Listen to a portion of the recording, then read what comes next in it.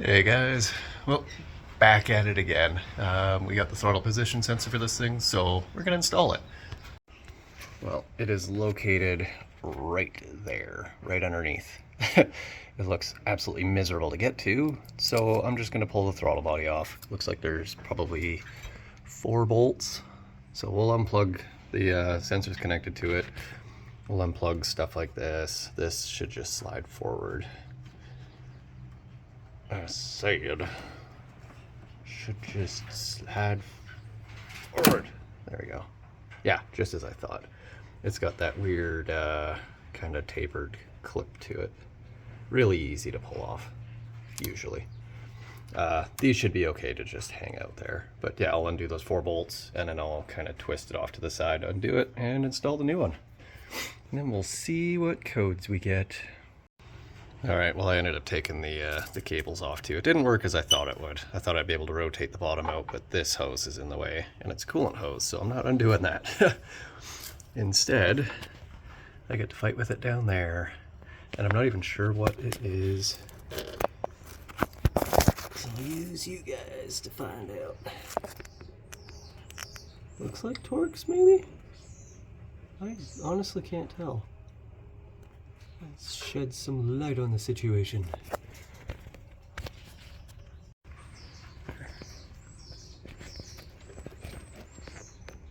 I still can't tell. You guys can see what it is, let me know, okay? Phillips? Yeah, that's a Phillips. Weird. Okay. Well, let's get that out. Well, I had to disconnect these vacuum lines and twist the thing because, yeah, I can't get that screw out. Looks like somebody has been at it before and messed it up a little bit, and then I totally finished it off, so that's going to be fun to deal with. It's pretty mangled. So what I'm probably going to end up doing is cutting a slit in it with my angle grinder and then using a flat blade screwdriver on it. Yay! And there's that bolt I dropped. Perfect. Well, that was nasty. This thing is totally pooched. Just look at it. That's gross. Yeah, I ended up breaking the head off that screw. So I'm gonna have to extract that and hope that I've got another. They're yeah, these little fine thread machine screws, so we'll see if I got one. But yeah, I can't wait to get this thing plugged in and see the difference. Alright, well we got the throttle body button back up. I still haven't tightened the hose clamps or anything because I'm just going to start it and clear the codes, and then we will see if we got any codes. Hopefully we don't. Well, I don't think I got to clear the codes. Looks like it's just working. This is just flashing 1. Oh, 1, 2, 3, 4, 5, 6. 1, 2, 3. Okay, yeah, we'll clear the codes.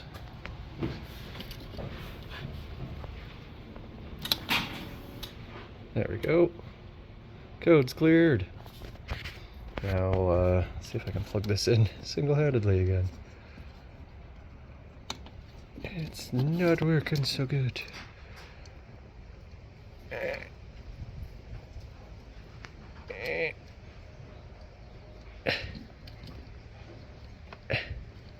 This is so awkward.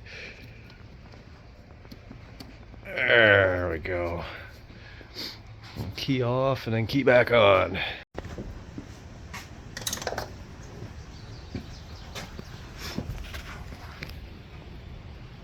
One.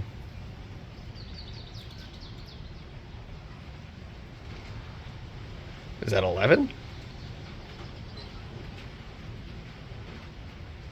That might be code 11.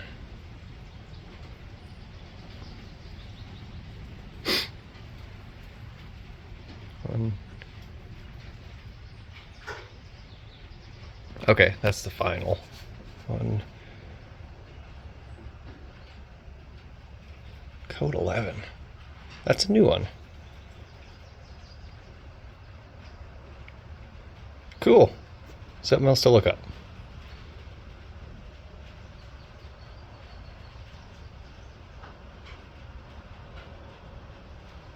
Yeah, just code 11.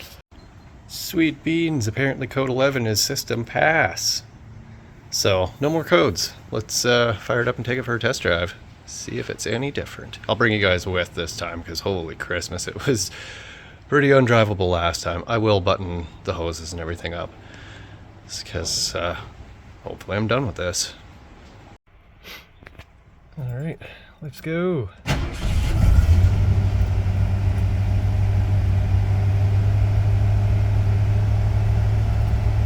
Still idling high. That could be a vacuum leak issue.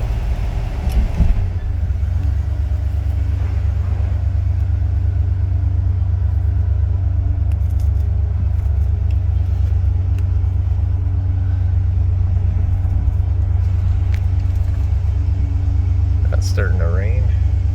Lovely. What a beautiful freaking day it is. I'll let this thing. Actually, no, I won't let it warm up. Not a ton, anyways. I'm not gonna go romp on it, but all the issues are when it's cold. So we'll go for a nice leisurely cruise down the road. All right. Well, I just literally backed out, and it's already running a lot smoother. Ooh. Look at that, we have throttle response. Cool, I think this thing's fixed. Let's go. Time for a drive. I need to roll up my windows.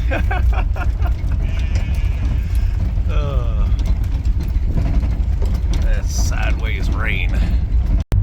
Wow, it's getting windier as frig out right now. No cars. Let's see if we can go above 30. Oh yeah, we're back, baby.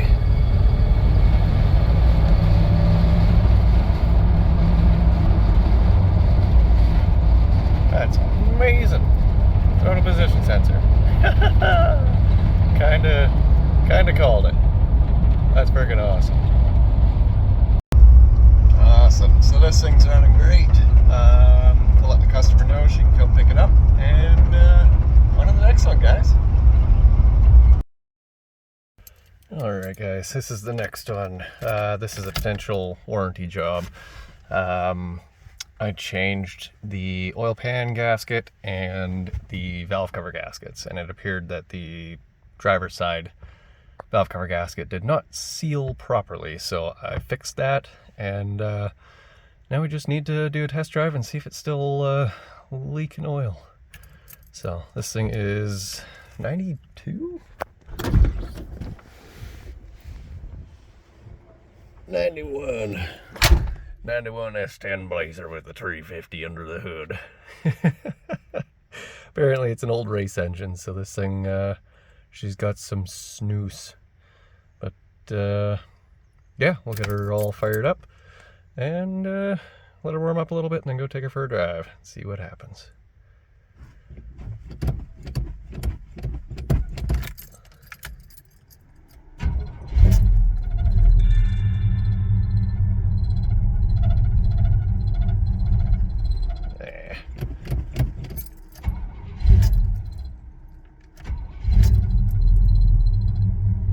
Carburetors.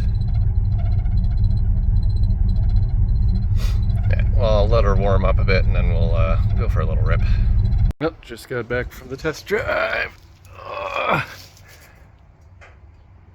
That's a very good sign. Bottom of the pan, back of the pan's wet.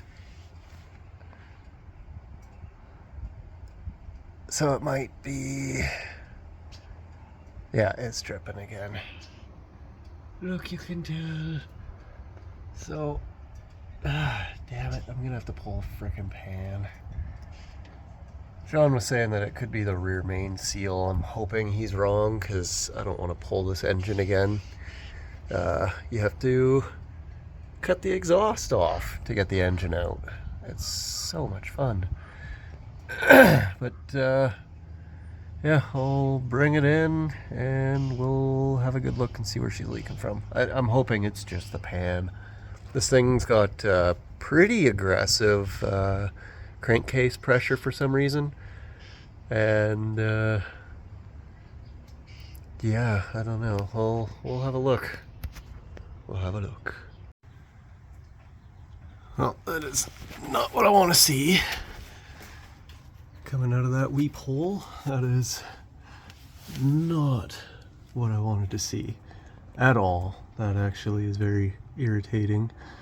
I hope it's not a rear main seal. But yeah, 1, 2, 3. 3 drips so far. It's not coming down the driver's side of the block anymore though, so that's good. We'll try to shuffle under this and see if we can see. Oh, actually, it could be the pan leaking into the thing because it's right there. So I'll pull this cover off and then we'll have a look. Doesn't look like it's wet up top there, so oh, that was close. Almost got me, but you didn't. All right, so it looks like it's coming from the pan. It doesn't look wet, so I need you to focus there and stay there, thank you. Yeah, it looks like it's the pan. It doesn't look like it's the rear main because it's not dripping from up top. I saw a drip come off the pan, and it's actually hitting the flex plate and flinging it around everywhere. So that makes a lot of sense, and it is very reassuring. Because yeah, doing a rear main on this would suck. It would absolutely suck. So we'll get the oil drained, we'll pull the pan, and see what we can do about it. Yahoo! But yeah, that explains why everything's freaking wet. The flex plate's just tossing it.